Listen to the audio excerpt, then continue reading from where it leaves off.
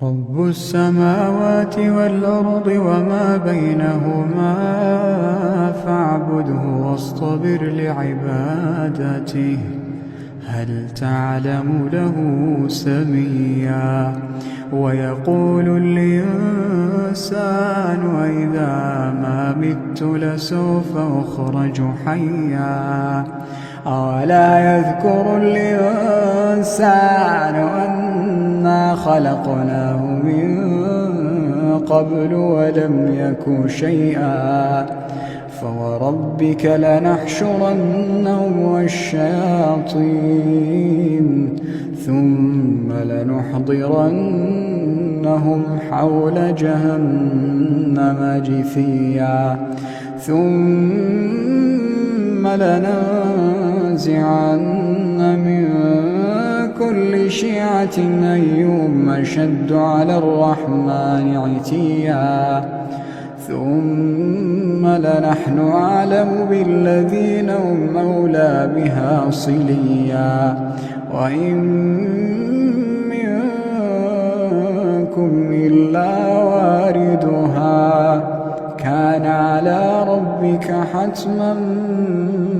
مقضيا ثم ننجي الذين اتقوا ونذر الظالمين فيها جثيا وإذا تتلى عليهم آياتنا بينات قال الذين كفروا للذين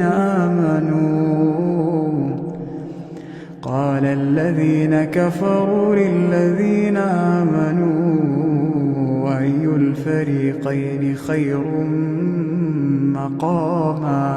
أي الفريقين خير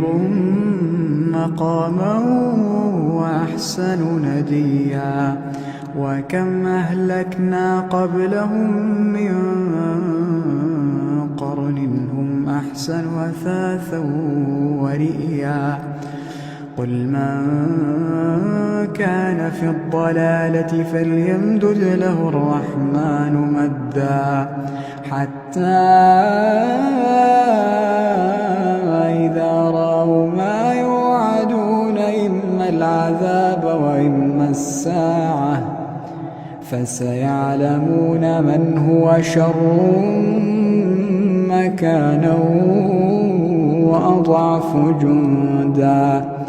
ويزيد الله الذين اهتدوا هدى والباقيات الصالحات خير عند